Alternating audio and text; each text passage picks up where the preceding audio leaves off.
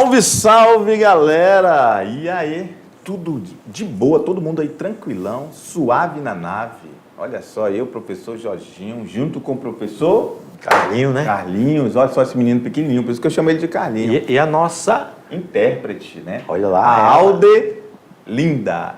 Como é que é? Alde Linda. Aí. Não, faça gesto, não. É geografia. Melhor. Melhor, né? Mas eu, pelo menos eu sei um, que ela já fez ali. Quando a gente fala para tomar um suco de cupuaçu. Ah, é verdade. Isso aí eu lembro. É isso, né, Japa? Tô certo? Aí, Japa. Então pronto, aí eu suco de cupuaçu. E vai ser daqui a pouco, na hora do intervalo. Exatamente. Então, galera, olha só. Hoje um tema na nossa aula, um tema espinhoso, preocupante, porque ele deveria já ter sido, né, já abolido da nossa sociedade. A gente vai falar sobre população, trabalho infantil, né? O Trabalho escravo, né?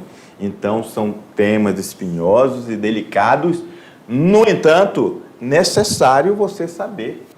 Inclusive, pode vir na prova do Enem. Beleza? Então, Inclusive, né, só para dar uma estatística para o nosso aluno, pelo menos nos últimos 10 anos, o trabalho escravo do Brasil só aumentou. E olha que há uma fiscalização intensa, mas continua, principalmente em áreas mais afastadas dos grandes centros urbanos. Perfeito. Então a aula já começou, o Carlinhos já começou aí a dar a deixa de como é que vai ser a aula. Já entrei de sola, né? Já entrou mesmo de sola. Então, pá! Abre lá a tela, meu diretor. Um abraço aí pro nosso diretor Batatinha. Manda um abraço pro Batatinha aí, Japa. Aí, Japa. Aula 7.1, o tema, o trabalho no Brasil, subtemas, taxa de desemprego, trabalho escravo, trabalho infantil e a mulher no mercado de trabalho. Beleza, olha só. O trabalho no Brasil, né? Parcela significativa. Vamos começar a rabiscar, Carlinhos. Eu vou colocar vermelho hoje. De novo, né? Você Vermelho. disse que não gosta do vermelho. Pois é, mas eu me invoquei com esse slide porque ele tá bem clarinho. E o tema é espinhoso, então tem que ser vermelho mesmo dessa vez, ó. Então, olha só. Parcela significativa da PEA, que é a população economicamente ativa no Brasil, está no setor... Olha aí, não tem como não ser vermelho, Carlinhos. Está no setor informal, que inclusive falamos dessa informalidade na aula passada. O desemprego estrutural e os outros problemas relacionados ao trabalho, como baixa remuneração, trabalho escravo, infantil, constitui, nos dias atuais, grande desafio aos governantes brasileiros. Agora, interessante falar, né, Jorginho, que o aluno deve estar perguntando aí, mas, professor, o PE, a população economicamente ativa, não tem a ver que a população está empregada? Não necessariamente com carteira assinada. Tá?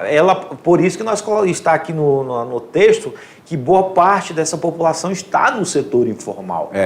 Então, já que você está falando isso, eu vou voltar aqui e vamos conversar com ele sobre isso, né? Exatamente. A população economicamente ativa, além do que o Carlinhos falou, que essa população economicamente ativa quer dizer que são as pessoas que têm a idade de trabalho, ok? Estão aptas para o trabalho, ou seja, não é nem a idade de idoso e nem a idade de criança. Está apta ao trabalho. E o professor Carlinhos falou que muitos deles estão no setor informal, mas também muitos deles nem sequer estão na informalidade. Estão desempregados mesmo, à procura de emprego e às vezes nem mais procurando emprego. Né? Perfeito. Então isso é a população economicamente ativa, que o certo e o correto e o mais adequado para uma sociedade, digamos que mais justa, seria as pessoas estarem empregadas e ter o mínimo possível de desempregados dentro dessa população economicamente ativa. Beleza? Vamos lá no quadro, meu amigo. E o número de trabalhadores informais atingiu quase 40 milhões de pessoas lá em 2022. Olha, segundo o IBGE. É muita gente, Carlinhos. É muita gente. Um detalhe interessante é que nós temos esses números após pandemia, né? Que nós tivemos a pandemia do Covid-19 e que também colaborou para esse processo de crescimento, né, dos trabalhadores informais, já que dentro desse período da Covid, nós tivemos muitas empresas que fecharam, né, as suas portas. Com certeza. Japa, tá tranquilo? Tá tranquilo? De boa? Você tá de boa hoje? Suave na nave? O professor Jorginho não está atropelando o Carlinho? O Carlinho não está atropelando o Jorginho? Tá de boa, né? Tranquilão. Vamos lá. A evolução anual do emprego com ou sem carteira assinada. Média anual em milhões do número de trabalhadores por condição da ocupação. Então você tem aí em vermelho de 2012 até 2020, aqui o período, né, estudado, certo? Coloca outra cor, Carlinho, porque tá vermelho já, né? É verdade, né? Opa, o slide passou aí. Isso. Vamos colocar aqui, já que o Jorginho, vamos apagar, né? E vamos colocar tá passando. Vamos colocar a cor azul. Período estudado, certo? Aqui, de 2012 a 2020. Você tem aí o quantitativo de pessoas com carteira assinada. Você percebe que houve, né, períodos entre 2012 até 2014 um crescimento. Depois disso veio só decrescendo até chegar com 30,63%, né, por cento de pessoas, ou milhões de pessoas com carteira assinada. Já os sem carteira, nós tivemos aí um decréscimo, né, até 2016, certo? Até 2016. Oxe, tá. Vamos lá de preto, né? Preto, né? Até 2016, um decréscimo, pessoas sem carteira assinada, e depois nós tivemos um aumento, né? E isso devido a fatores políticos, a fatores econômicos que colaboraram para essa situação das pessoas sem carteira assinada. Isso aí. Contribuíram ainda para este fato. Aquilo que a gente falou durante a aula passada, né, Carlinhos? A questão do desemprego estrutural, o conjuntural, olha só, a automação, a robótica. Isso aqui gera desemprego. É por isso que você, Carlinhos, eu lembro muito bem do que você falou. Se eu fosse fazer uma prova, eu não ia esquecer o que o Carlinho falou. O Carlinho falou que uma palavra de ordem no mundo moderno que a gente vive é a qualificação. Qualificação, exato. As pessoas que se qualificam, elas não vão ficar desempregadas diante da automação e robotização. E eu lembro que você falou do exemplo da nossa querida Aldelinda. Isso, a Aldelinda fez todos os cursos da datilografia. Foi saindo uma de linha, ela foi aprendendo a outra, até chegar na computadorizada. Aí, quando saiu a computadorizada, ela foi o curso de informática, meu amigo. E aí a Aldelinda nunca saiu do mercado de trabalho, né, Aldelinda? Olha aí, rapaz, que legal, Aldelinda. Olha só esse sorriso lindo dela. Nunca soube o que é desemprego, né, Japa? Ui, meu Deus, Japa, você é uma pessoa, como é que fala? É uma pessoa privilegiada, né? Graças a Deus, né, Japa? Graças a Allah, lá o bom tempo todo. Vamos lá, então. Automação e robotização em setores produtivos de serviços sem que houvesse investimento, tanto público quanto privado, para geração de emprego em outros setores e para requalificação. Olha aí, ó, tá vendo? Requalificação de mão de obra dispensada nos setores industriais e bancário, por exemplo. Dentro dos aspectos que contribuíram para também outro fato, como já citamos, a questão da recessão econômica. Isso, você citou agora há pouco. Agora há pouco. E, mais recentemente, nós tivemos a pandemia, né, da Covid, certo? 19, que colaborou muito para esse processo de demissões e possivelmente pessoas que tiveram que se requalificar para poder entrar no mercado de trabalho, certo? Essa questão da Covid-19, vamos apagar, né? Para também um aluno compreender que a pandemia, ela alterou as formas de trabalho. Como, por exemplo, nós citamos a questão do home office. Já é uma tendência do século XXI, né, dentro do contexto, né, da pandemia, que trouxe essas inovações, apesar de nós tivemos percas, né, a questão do desemprego, muitas pessoas morreram, mas ela trouxe essa nova tendência para o mercado de trabalho. Exatamente. Inclusive o home office tem um limite, né? Tem trabalhos que dá de ser home office. Sim. Tem outros que não dão. Eu, particularmente, onde eu trabalho, não dava de fazer home office. Eu não conseguiria fazer manutenção, né, em computadores à distância. Assim como também a área da saúde, né? Os médicos, os enfermeiros que trabalharam muito no período da pandemia, não teriam como. Os médicos até que sim.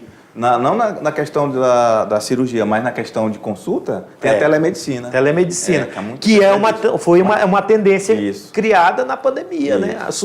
Surgiu, ela foi mas ficou evidente na pandemia. Ela foi mais utilizada. Mas na frente de trabalho pesado de socorrer, né, nós tivemos também, não poderia parar a saúde e também a segurança pública, né? No Brasil, assim como na maioria dos países do globo, sobretudo nos emergentes e subdesenvolvidos, o grupo etário mais atingido pelo desemprego é o dos jovens e adultos. Jovens até 25 anos. Olha só. Agora, interessante, Jorginho, que esse texto vem falando que a questão do desemprego nos países subdesenvolvidos, que fala dos jovens, é porque assim, o jovem já está saindo da escola, do ensino médio, que é um caso do nosso aluno aí do terceiro ano, daqui a alguns meses ele está concluindo o ensino médio. E ele precisa se colocar dentro do mercado de trabalho. Só que para ser inserido ele precisa ter habilidades e qualificações. Inclusive, muitas propostas, aliás, projetos do governo do estado de Rondônia e também a nível federal, é justamente para qualificar esse aluno para que ele possa ser inserido no mercado de trabalho. Perfeito. Vamos lá na tela, meu diretor. Os estudos com a Organização Internacional do Trabalho estimam que a probabilidade de pessoas com 24 e 25 anos ficarem sem trabalho nos países subdesenvolvidos é de 3,2 vezes maior que nas faixas de idade mais velha. Olha só que interessante. Você tem aí uma quantidade de jovens, né, na faixa etária dos 24 e 25 anos, nos países desenvolvidos, 3,2 vezes maior que nas faixas etárias mais velhas. Então, ou seja, é uma tendência, porque se o jovem não se qualificar, não melhorar, vamos dizer assim, o seu currículo, né? O que vai acontecer? Ele vai entrar nessa estatística. Ele vai ficar fora do mercado. Vai ficar fora do mercado. E que hoje esse mercado de trabalho é um mercado muito exigente, porque não é somente você ter curso de informática, antigamente curso de datilografia, né? Mas sim você já ter uma certa gabaritagem para poder entrar nesse mercado de trabalho. E o interessante, Carlinhos, é que a geografia da mediação tecnológica, nossa equipe, eu e você, estamos falando essas coisas para o estudante, né? Que, inclusive, pode ser uma forma de ele estar vendo o planejamento do projeto de vida dele. Exatamente. Incluir isso como sendo uma prioridade. Sempre estar buscando se qualificar. E a mediação tecnológica, através desse ensino médio tecnológico, não é isso? Leva esse conhecimento também de alto nível, é um ensino médio de alto nível que a gente leva para o nosso aluno no campo. Não deixa nada a desejar a grandes escolas não, tá? A gente faz aqui para que você consiga, de fato, estar tendo um ensino médio em primeiro lugar, com êxito e também fazendo com que você tenha grandes possibilidades de entrar numa faculdade, por exemplo, ou continuar estudos de uma formação técnica, uma qualificação técnica, não é isso? Exato. A nível de ensino médio. Então, nós estamos levando até você essas informações, que é realmente muito necessário. E que é a realidade, realidade no Brasil, porque você tem aí um levantamento que uma faixa etária da população entre 24 e 25 anos ainda está desempregada. Mas qual é o motivo? A gente tem que entender que tem as questões econômicas. Às vezes a pessoa passa a depender de um determinado emprego com baixíssima remuneração também e prefere ficar na informalidade. Tem esses detalhes.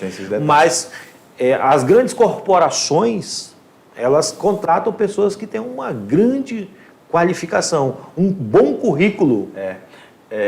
aproveitando o gancho, eu não vou lembrar nem quem foi a professora, porque a gente atende um volume interessante de pessoas que mandam as atividades dos alunos. E uma professora, eu acho que ela vai estar vendo a gente agora, e juntamente com a aluna, eu achei formidável. A professora folheou o caderno da aluna na aula de geografia. Sim. Tudo anotadinho, cara, tudo lindo, a letra dela, tudo organizado, com excelência. E aí eu falei, inclusive, professora, dê os nossos parabéns a essa aluna, porque realmente, olha só, essa menina está se preparando já para o mercado de trabalho. Ela faz uma coisa muito diferenciada, né? Um esmero com uma o estudo organização, dela, uma né? organização, que isso ela está levando para a vida dela, para o projeto de vida. E a gente, eu estou falando isso, voltei para falar isso, porque a gente quer que se estenda esse esmero e essa coisa de ser detalhista a todos os nossos alunos da mediação, porque é assim que você vai conseguir o seu sucesso. Perfeito. Vamos lá na tela, diretor. A taxa de desocupação. Olha só, você tem aí uma crescente de 2014 até 2018, certo? Vou mudar de novo aqui, né? Isso, muda de cor, que é importante o nosso aluno entender que essa taxa de desocupação, ela só veio crescendo. Até janeiro, fevereiro e março de 2018, nós estávamos em 13,1% de pessoas desocupadas dentro do contexto da PEA, né? Da PEA, né? População economicamente ativa. E aí a gente tem aí a evolução da taxa de desemprego. A gente tem aí informações do IBGE do ano de trimestral 2020 até 2021. Trimestral. Então a gente tem uma taxa de desemprego ainda muito alta, com uma variação ali na ponta, mas é uma variação pouca. No entanto, dizer que é pouco não quer dizer que seja pouco essa taxa de desemprego, porque é muito alto, é acima dos 11% o tempo todo. Exatamente. E nessas variações você tem aí a questão econômica, porque tudo hoje está atrelado à economia mundial, né? O Brasil não é diferente, a questão do aumento do dólar, da variação do combustível, do petróleo. Isso é a interdependência, essa complexidade econômica do mundo moderno. Exatamente. E o mundo, a economia mundial também colabora para essas variações na questão do desemprego, porque você vai ter empresas fechando portas, você vai ter a questão da recessão econômica, que é um fator que colabora para esses gráficos da taxa de desemprego do país. Outro detalhe também sobre a questão da taxa de desemprego por estado brasileiro. Você observa que o estado campeão é o estado de Pernambuco, com 21,3%. Vamos apagar, colocar outra cor, né? Colocar outra cor aí. Vai ser o preto mesmo, né? Preto, né? Isso aí. O estado brasileiro que tem, ou os estados brasileiros que possuem a maior taxa de desemprego é Pernambuco e a Bahia. E que tem o menor é Santa Catarina. É Santa Catarina com 6,2%. É isso aí. Aí o aluno, professor, e Rondônia? Rondônia está aqui, ó, com 11% em taxa de desemprego. Isso no primeiro trimestre de 2021, ok? Então, são números que nós pegamos do levantamento feito pelo IBGE. 2022, a taxa de desemprego é 9,8% no trimestre encerrado em maio. Isso representa 10 milhões de desempregados, pessoas de 14 anos ou acima de 14 anos, né? Então, realmente é muita gente, né, cara? É muita gente. A gente fala assim, só 9, professor, só 9,8, mas 9,8 para uma população de 212 milhões de pessoas. Perfeito. E aí, como é proporcional, vai dar isso aqui, 10 milhões. Então, é um absurdo, é muita gente desempregada. E o trabalho escravo? Olha só, trabalho escravo. Em primeiro lugar, eu vou falar da questão etimológica dessa palavra. Olha, a Japa já está indo, né? A Japa já está rindo, porque eu vou falar dessa questão da força, do poder dessa palavra. É uma palavra que, inclusive, eu voltei aqui, é que eu recomendo, Japa, eu recomendo os alunos não usar, está me fazendo de escravo. Não use essa palavra. Ela é muito forte, né? A representação que ela teve no passado, de uma tristeza muito grande. Quando se fala escravo, historicamente, a gente já imagina um trabalho sofrido, né? Sofrido. Castigado, né? Enfim, uma aberração que houve no passado e que, infelizmente, Carlinhos, ainda acontece de uma forma moderna. Sem mais as chibatadas e tudo, mas ainda existe. As chibatadas atuais seriam o não pagamento de salário, Não pagamento de muitas salário. muitas horas trabalhadas. Né? Exatamente. Então, é muito pesado usar essa palavra, dizer que é escravo, porque, inclusive, a gente não sabe o que é isso. Né? Isso. A gente sabe pelas notícias, né? Mas nós não sofremos na pele. Né? Exatamente. Só nossos antepassados. Então, fica a recomendação, né? Não usar essa palavra, que ela é muito forte, muito pesada e muito negativa. E, infelizmente, ainda acontece no Brasil. Vamos lá no meu quadro, meu diretor. Diretor, vamos lá. Então, o trabalho escravo ainda é uma realidade em pleno século XXI. Ele pode se manifestar de diversas formas. E no Brasil está relacionado à escravização por dívidas. Mudar de cor, né? A cor está tão forte que eu vou colocar um branco dessa vez, ó, Carlinhos. A Japa se amarra. Então, olha só, dívidas. As pessoas se escravizam por dívidas, tanto na área rural como na área urbana, como você falou no começo da aula, né? Interessante fazer um adendo aqui, né? Como você fala muito bonito, Carlinhos, você vai fazer o quê? Um adendo. Ô, rapaz, olha, Japa, tá vendo aí? Não é só eu que falo bonito não, né, Japa? O Carlinho também, né? Vai, Carlinho, faz o Antigamente, nós tínhamos a escravidão negra, né? Isso. E hoje nós já temos a escravidão branca. Branca, amarela. Né? Porque, um detalhe interessante, aqui quando ele fala das zonas rurais, você vai ter aí, vou citar o exemplo do estado do Pará, que é onde nós temos alguns focos de escravidão, nas carvoarias. É uma área que ocorre muita escravidão. Também em algumas regiões do Nordeste nós temos a escravidão pelas lavouras. Muitas pessoas sendo escravizadas recebem promessas de pagamento de salário, mas quando chega lá é uma outra realidade, né? Embora, só lembrando o aluno que a gente na aula passada falou do boia fria, né, cara? Exato. E não é o boia fria. Não é. É uma situação pior do que a do boia fria. Exatamente. Isso porque o boia fria é livre. Ele vai e volta quando ele quiser. O escravizado não. Às vezes essas pessoas entram para trabalhar em uma determinada fazenda, aí dizem, ó, tá aqui, você já está devendo tanto. E aí a pessoa fica trabalhando para pagar aquela dívida e ganha tão pouco que nunca consegue pagar a dívida. Exatamente. E quando ele fala de zona urbana, uma palavra bem explícita, o agiota. Que é uma pessoa que empresta dinheiro para outra dentro da cidade, né? E essa pessoa tem que pagar com altos juros e às vezes nunca consegue. O agiota é um exemplo de pessoa dentro da área urbana que pratica esse tipo de escravidão. Faz com que essa... Uma escravidão capitalista, digamos assim. Capitalista, né? Isso. Beleza, mas também nas áreas urbanas, Carlinhos, a gente tem aquela questão de pessoas que são contratadas, às vezes elas são, entre aspas, selecionadas em países pobres, como a Bolívia, e vai lá para o Sudeste trabalhar nas indústrias. Têxtil. E elas trabalham e vêm com essas promessas. E aí, você vai ganhar tanto. Aí quando vê, a pessoa fica num cubículo, com a máquina, tecido, e trabalha às vezes até 15, 14, 16 horas por dia, sem ter contato com ninguém, só produzindo. Isso é a escravidão moderna. Também, né? Se aproveitar da fragilidade política e econômica de um país e atrai essas pessoas. Você citou muito bem os bolivianos. Isso. E mais recente nós temos os venezuelanos também, não é isso? Então, isso acontece muito em áreas industriais do Brasil, nessas áreas que têm indústrias. Perfeito. Já no campo, a escravização por dívida ocorre quando um agricultor ele é contratado para trabalhar em local muito distante do seu município e dele são cobradas dívidas referente à viagem, à alimentação feita diariamente na própria fazenda, a compra de ferramentas para trabalhar. Olha só que absurdo. Ele tem que comprar a ferramenta para trabalhar, para a realização do seu trabalho e ainda tem que pagar também onde ele mora, o alojamento, que muitas das vezes é de forma muito precária.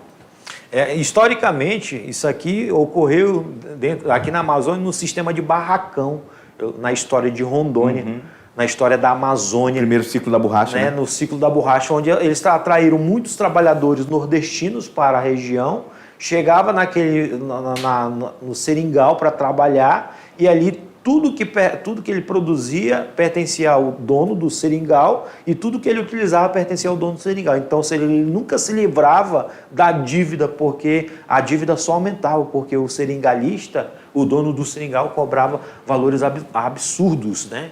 Então, isso aqui aconteceu historicamente e ainda acontece. É o exemplo aqui, né? No exemplo que a gente colocou aqui no quadro.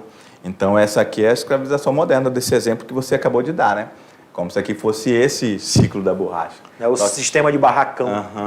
Exatamente, porque eles também tinham que comprar, né? Ele tinha que comprar farinha, a carne salgada, ele tinha que comprar os equipamentos, as ferramentas para tirar a borracha, a seiva da árvore. Então, a dívida cresce em valores superiores ao salário contratado e o trabalhador é impedido de deixar a fazenda antes de saldar a dívida mediante o trabalho. Atualmente também nós temos a questão de algumas fazendas pecuaristas utilizarem esse tipo de sistema de trabalho, onde ele contrata lá o peão, né, por um valor, só que o peão, ao utilizar tudo dentro da fazenda, ter que comprar alimentação, ter que pagar a moradia, ele acaba criando uma dívida muito grande e não consegue Aí, às pagar. vezes, ele quer ir embora, e lá vem um capataz da fazenda, vem cá, garoto, como é que é? Você quer ir embora?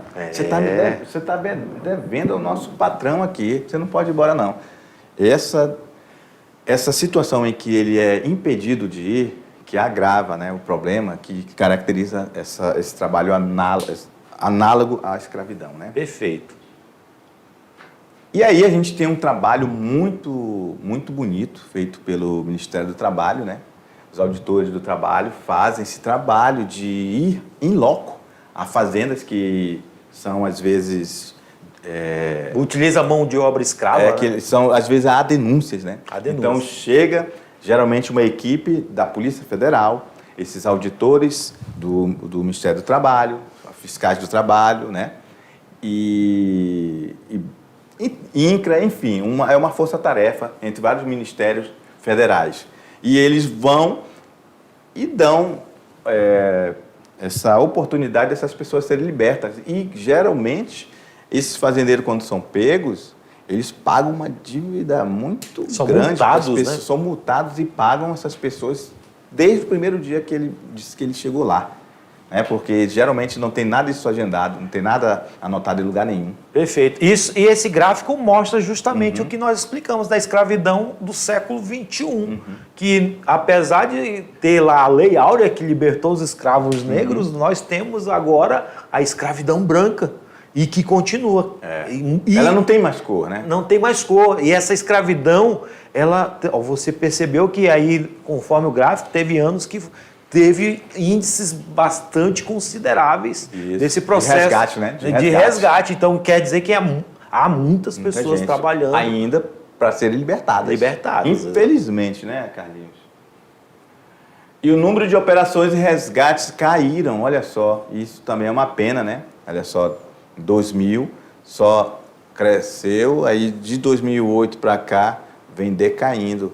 Aí já tem as questões políticas incluídas aí, questões que não vem ao caso a gente explicar, não é isso? Porque não faz parte do conhecimento geográfico, mas o mais importante é o aluno entender que o número de resgate de pessoas escravas no Brasil está decaindo. Você também observa aí que nesse mapa os trabalhadores escravos resgatados estão em que faixa dentro do território brasileiro?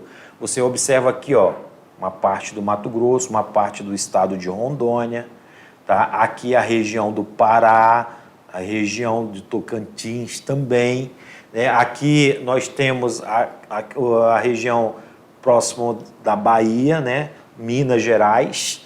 Então, são áreas que concentram um grande quantitativo de escravos. Goiás, né? O estado de Goiás também. Observa aqui, a quantidade de trabalhadores resgatados. A faixa preta está entre 110 a 1.343 trabalhadores. A faixa marrom de 20 a 110 trabalhadores. Então, é muita gente ainda, Jorginho, trabalhando no trabalho escravo. Isso. Então, meus queridos, só relembrando a você que quando a gente olha um mapa, a gente primeiro lê o título, né? Brasil, trabalhadores escravos resgatados.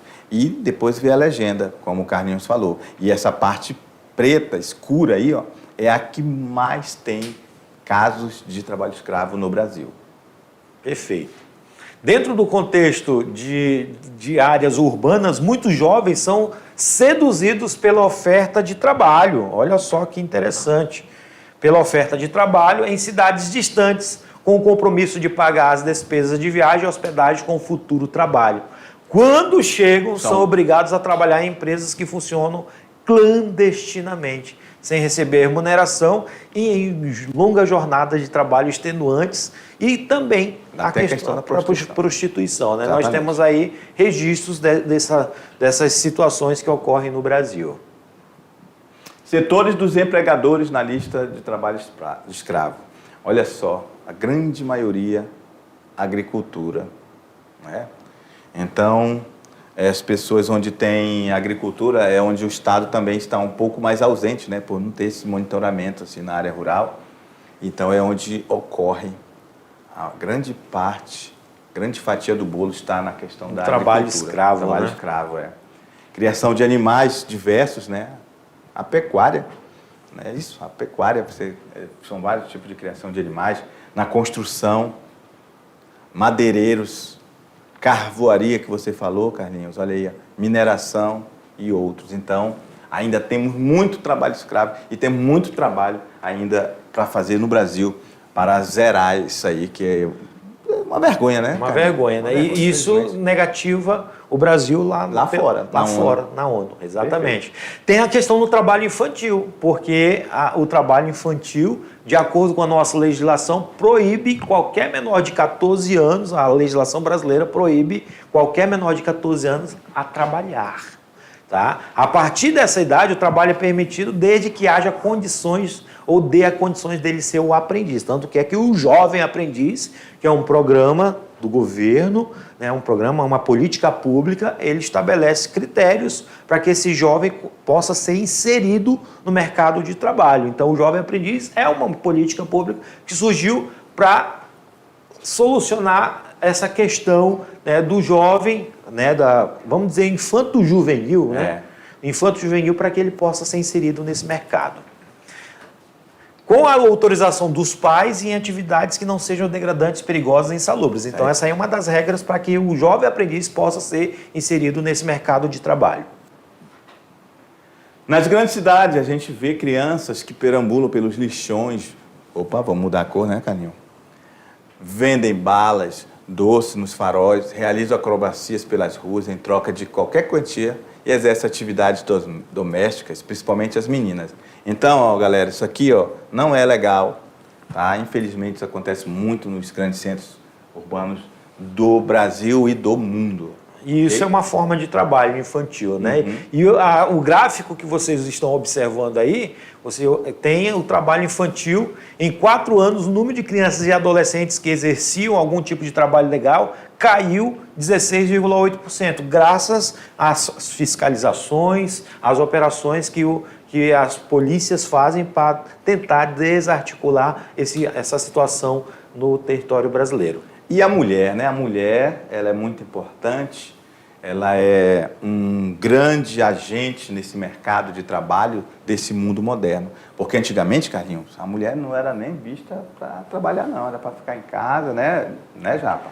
Você lembra disso? Cuidar, né, da família, Cuidar, né, da família. Não, você lembra que era assim, estou falando que você passou isso, né, Japa? Era assim, né? Ah, Japa agora ficou sorridente. Não, estou falando de você, Japinha. Falamos que você já tem o seu curso de datilografia há muito tempo. Já falamos isso, Japa. Então, essa mulher, quando entra no mercado de trabalho, ela se torna muito importante, inclusive para aumentar o PIB de uma nação. Em algumas décadas, essa situação mudou em razão de muitos países ocidentais, em razão da nova necessidade da sociedade capitalista e principalmente da luta da mulher pelos seus direitos de cidadã e contra a discriminação feminina. Os países desenvolvidos e subdesenvolvidos em relação ao trabalho da mulher. No desenvolvido, emancipação feminina, que levou à conscientização social e à quebra de preconceito. Já nos países subdesenvolvidos, decadência da instituição familiar, fazendo com que as mulheres tornassem chefe de família. Existe muito isso, É né? uma realidade. Uma né? realidade. Hoje, devido à falta do pai, muitas mulheres assumem o papel de chefe da família. Exatamente. Né? Perfeito. Susteia a família com seus mantimentos, né? Rendimento médio por sexo, masculino e feminino. Olha só, homens e mulheres. Homens, então, o rendimento do homem ainda é uma realidade. É sempre maior do que a da mulher. Olha, nunca foi superado. Então, a gente tem uma desigualdade de salário no Brasil. Tanto que é que as mulheres, muitos grupos de mulheres lutam para que seja equiparado essa questão do rendimento, né? A semelhança de outros países, os rendimentos da mulher são significativamente menores que os da população masculina. Apesar de uma pequena melhora, a remuneração média das mulheres ocupadas na primeira década do século XXI representava somente 70% em relação à dos homens, galera. O tempo de espera por um novo emprego, olha só a diferença. Homem, 23,6 em até um mês, mulher, 15,6. Um mês a menos de um ano, 40, e mulher, 36,9. E de um ano a menos de 2 anos, homens 13,5, mulheres 16,3. E de 2 anos para mais, homens 23 e mulheres 31,3. Então, essas disparidades ou diferenças entre homens e mulheres na questão salarial, na questão de emprego, às vezes tem mulheres que têm a mesma gabaritagem do que o homem, mas recebe menos. Recebe menos e também é mais difícil de se recolocar. Exatamente. Se tiver um homem do mesmo gabarito dela, vamos contratar o homem. Exatamente. Então era isso, galera, que tínhamos para vocês. Nos encontramos no nosso resumão. Tchau.